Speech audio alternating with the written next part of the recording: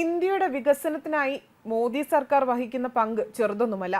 അതേപോലെ തന്നെ മറ്റു രാജ്യങ്ങളുമായി നരേന്ദ്രമോദി കാത്തുസൂക്ഷിക്കുന്ന സൗഹൃദം പ്രശംസനീയം തന്നെയാണ്. അതേപോലെ ഓരോ യാത്രയിലും അദ്ദേഹം ഇന്ത്യയുടെ യശസ് ഉയർത്തിക്കാട്ടാറുമുണ്ട്. പ്രധാനമന്ത്രി നരേന്ദ്രമോദിയുടെ പാത തന്നെയാണ് മറ്റു നേതാക്കളും പിന്തുടരുന്നത് എന്നത് അതിലും പ്രശംസനീയമാണ്. അതിന് ഉദാഹരണമാണ് ഇപ്പോൾ അമേരിക്കൻ സന്ദർശനം നടത്തിയ വിദേശകാര്യമന്ത്രി എസ് ജയശങ്കർ. മൂന്നാം മോദി സർക്കാർ അധികാരമേറ്റതിന് ശേഷമുള്ള തന്റെ ആദ്യ അമേരിക്കൻ സന്ദർശനമാണ് അദ്ദേഹം നടത്തിയതെന്ന് ജയശങ്കർ പറഞ്ഞു. US സ്റ്റേറ്റ് സെക്രട്ടറി ആന്റണി ബ്ലിങ്കനുമായി അദ്ദേഹം കൂടിക്കാഴ്ച നടത്തി. പ്രാദേശിക ആഗോള വെല്ലുവിളികളെ നേരിടാൻ ഇന്ത്യയും അമേരിക്കയും യോജിച്ച് പ്രവർത്തിക്കുമെന്ന് ഇരു നേതാക്കളും കൂടിക്കാഴ്ചയ്ക്ക് ശേഷം വ്യക്തമാക്കി. ഓഗസ്റ്റിൽ പ്രധാനമന്ത്രി നരേന്ദ്രമോദി നടത്തിയ യുക്രൈൻ സന്ദർശനത്തെ പ്രശംസിച്ച ആന്റണി ബ്ലിങ്കൻ മേഖലയിൽ നീതിയും സമാധാനവും ഉറപ്പാക്കേണ്ടത് അത്യാവശ്യമാണ് എന്നും വ്യക്തമാക്കി. ഇന്ത്യയും അമേരിക്കയും നിരവധി മേഖലകളിൽ ഇന്ന് യോജിച്ച് പ്രവർത്തിക്കുന്നുണ്ട്. പ്രാദേശിക ആഗോള വെല്ലുവിളികളെ നേരിടാൻ ഇരു രാജ്യങ്ങളും ഒരുമിച്ച് മുന്നോട്ട് പോവുകയാണ്. കാലാവസ്ഥാ വ്യതിയാനം, സുരക്ഷ തുടങ്ങി ഇരു രാജ്യങ്ങളും യോജിച്ച് പ്രവർത്തിക്കുന്ന മേഖലകളിലെ സഹകരണത്തെക്കുറിച്ച് കൂടുതൽ ചർച്ചകൾ നടത്തിയതായും ആന്റണി ബ്ലിങ്കൻ പറഞ്ഞു.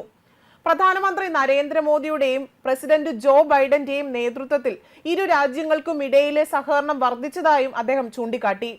സെമി കണ്ടക്ടർ, ബഹിരാകാശം, ക്ലീൻ എനർജി തുടങ്ങിയ തന്ത്രപ്രധാന മേഖലകളിലെല്ലാം തന്നെ ഇന്ന് സഹകരണം വർദ്ധിച്ചിരിക്കുന്നു. ലോകത്തിന് മികച്ച സംഭാവനകൾ നൽകാൻ ഈ ബന്ധത്തിന് സാധിക്കുമെന്ന് പ്രതീക്ഷിക്കുന്നതായും ബ്ലിങ്കൻ പറഞ്ഞു. ആന്റണി ബ്ലിങ്കനുമായി നിർണായക ചർച്ചകൾ നടത്താൻ സാധിച്ചുവെന്നും ഇതിൽ സന്തോഷമുണ്ട് എന്നും ജയശങ്കറും കൂട്ടിച്ചേർത്തു. പ്രധാനമന്ത്രി നരേന്ദ്രമോദി നടത്തിയ US സന്ദർശനത്തെക്കുറിച്ചും ജോ ബൈഡനുമായി നടത്തിയ കൂടിക്കാഴ്ചകളെക്കുറിച്ചും ചർച്ച ചെയ്തു. പശ്ചിമ ഏഷ്യയിലെ സ്ഥിതിഗതികൾ, ഇൻഡോ പസഫിക്, യുക്രൈൻ, റഷ്യ വിഷയം, ഉഭയകക്ഷി സഹകരണം തുടങ്ങിയ വ്യത്യസ്ത തലങ്ങളിലേക്ക് ചർച്ചകൾ നീണ്ടതായും ജയശങ്കർ വ്യക്തമാക്കി.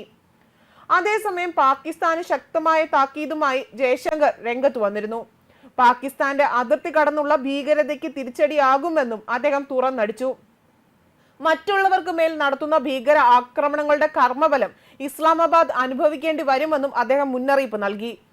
ഇന്ത്യയുടെ നിലപാട് വ്യക്തമാക്കുകയാണ്, പാകിസ്ഥാന്റെ അതിർത്തി കടന്നുള്ള ഭീകരതാ നയങ്ങൾ ഒരിക്കലും വിജയിക്കില്ല. ശിക്ഷയിൽ നിന്ന് ഒഴിവാക്കപ്പെടുമെന്ന് ഒരിക്കലും അവർക്ക് കരുതാനാകില്ല എന്നും അദ്ദേഹം കൂട്ടിച്ചേർത്തു. പ്രവർത്തികൾക്ക് തിരിച്ചടി തീർച്ചയായും ഉണ്ടാകും. ഒരു രാജ്യാന്തര വേദിയിൽ ആദ്യമായാണ് ഇന്ത്യ ഇത്രയും കരുത്തുറ്റ മുന്നറിയിപ്പുമായി രംഗത്ത് എത്തുന്നതെന്നും വളരെ ശ്രദ്ധേയമായ ഒരു കാര്യമാണ്. പാകിസ്ഥാൻ പ്രധാനമന്ത്രി മുഹമ്മദ് ഷെഹബാസ് ഷെരീഫും നയതന്ത്ര പ്രതിനിധിയും ഇന്ത്യക്കെതിരെ നടത്തിയ കടുത്ത ആക്രമണങ്ങൾ ജയശങ്കർ തള്ളി.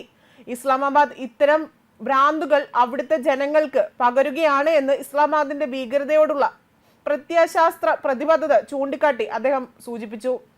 അവരുടെ മൊത്ത ആഭ്യന്തര ഉൽപ്പന്നവും കയറ്റുമതിയും ഭീകരതയുടെ രൂപത്തിലാകും കണക്കാക്കുക എന്നും അദ്ദേഹം പറഞ്ഞു. അവരുടെ രാജ്യത്ത് സംഭവിക്കുന്നതിന് ലോകത്തെ കുറ്റം പറയാനാകില്ല. അവരവർ ചെയ്ത തെറ്റിന്റെ ഫലമാണ് അവർ അനുഭവിക്കുന്നതെന്നും പാകിസ്ഥാനിലെ ആഭ്യന്തര സംഘർഷങ്ങളുടെയും മതപരമായ ഭിന്നതകളും സാമ്പത്തിക പ്രതിസന്ധികളും ചൂണ്ടിക്കാട്ടി ജയശങ്കർ പറഞ്ഞു. ഭീകരതയെ പ്രോത്സാഹിപ്പിച്ചതിന്റെ ഫലമാണ് ഇപ്പോൾ രാജ്യം അനുഭവിക്കുന്ന ആഭ്യന്തര പ്രശ്നങ്ങളെന്നും അദ്ദേഹം പറഞ്ഞു. കാര്യങ്ങൾ കൈവിട്ടു പോകുന്നതോടെ പല രാജ്യങ്ങൾക്കും പിന്നോക്കം പോകേണ്ടി വന്നു. ചിലർ ബോധപൂർവമുള്ള തിരഞ്ഞെടുക്കലുകൾ നടത്തി. പാകിസ്ഥാന്റെ തെറ്റുകൾ മറ്റുള്ളവരെയും ബാധിച്ചു. പാകിസ്ഥാനിലെ ഭീകരത ചൈന സംരക്ഷിക്കുന്നുവെന്ന ആരോപണവും ജയശങ്കർ ഉയർത്തി.